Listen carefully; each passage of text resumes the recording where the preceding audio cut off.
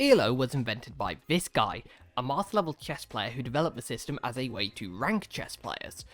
The basics of ELO is that two players will have their likelihood of winning estimated based off their current ranks. From this they will contribute a certain number of points to a prize pot where the winner of a match will take the lot. Basically, this means you get a small number of points for beating an opponent ranked lower than you, and a large number of points for beating an opponent ranked higher than you. Moving this into Trackmania, we run into problems almost immediately. First of all, ELO is designed for a 1v1 format, not a 1v1v1v1 format like cut mode. But what is a free-for-all format if not just a whole bunch of 1v1s? Cut mode can be modelled as 6 simultaneous 1v1 matches, so you can rank each player against all of their opponents. All calculations are done using the initial ELO of players before the match, then the 3 score changes each player have are added together to give a total ELO change from the match. I guess with that sorted, all I need to do now is code it. That'll be easy. Right? First, we need to get results from the 300 plus matches that have happened so far this season. These can all be taken from Liquipedia by copying the markdown, then simply sprinkling a bit of magical code on it to get the match results out. The actual algorithm for ELO looks scary, but in reality it's quite simple to convert to code. It just ends up a function that's a few lines long that you repeat 6 times. The ELO associated with each player is then updated, so the new ELO can be used for estimating future match results. Run this for every single match, and you have yourself an ELO system.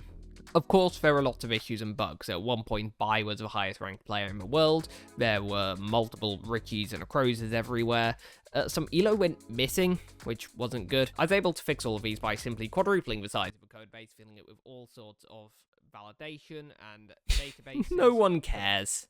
I am a sucker for top 10 videos, so that is going to be how you get results of this.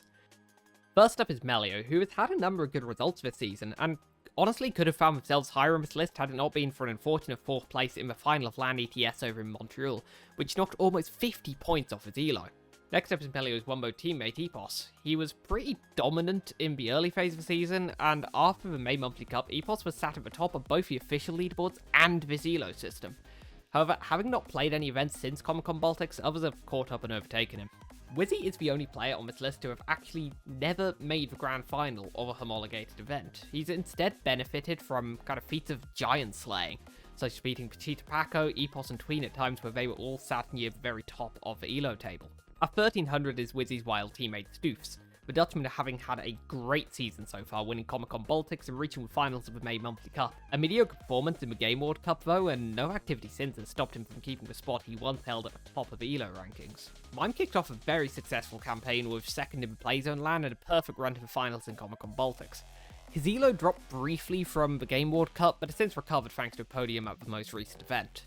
As we reach the top 5, the only non-European on this list appears, that of course being the 5-time world champion Carl Jr. He has only competed in 3 events this season, but with 2nd place in May Monthly Cup and picking up a win at LAN ETS, he still managed to climb to 5th. Similar to Carl, but perhaps even more extreme, Pac has only competed in 2 tournaments, those being the April Monthly Cup and the Game World Cup, where he finished 2nd in both. So few losses have meant that when Pac has played, he's gathered a ridiculous number of points. Binks has without doubt been one of the best players of the season. Kicking off his campaign with a win in the April Monthly Cup, since then Binks has picked up a 2nd place in Comic-Con Baltics, a win in the first Challenge Community Cup, and a 2nd in the June Monthly Cup. Consistently up top and having played so many events this year, Binks definitely deserves his spot in the top 3. Honestly, Pachita Paco had a fairly average start of the season, but the Hungarian has now won the last 3 events he has played in, which is just nuts. This has led to by far the steepest climb of any player, and makes the ITV man only the 2nd player to break the 1400 barrier. I mean, it makes sense. He's reigning world champion. Although not very active towards the start of the season, Otak has since picked up podiums in the last 4 events he's played in, which is just an insane haul. So few lost in matches means that Otak's ELO has just kept rising. So that's the wrap. This is accurate as of release, which is just after the first Grand Community Cup. I'll probably do a comparison video of the final rankings after all the tournaments are done before the World Cup to see how different it ends up from the actual point system. I might start doing videos on this channel again, we'll see. I'm a bit lazy. I've been doing a load of stuff over on British and Irish Trackmania and Beacon, so do check those 2 out. They're both amazing projects. Oh, and if you have any cool ideas for what I could do with the rather huge database I have left over, please let me know, because I think there's some really interesting data I can still get out of it. So pop any ideas you have along those lines in the comments below. And yeah, bye.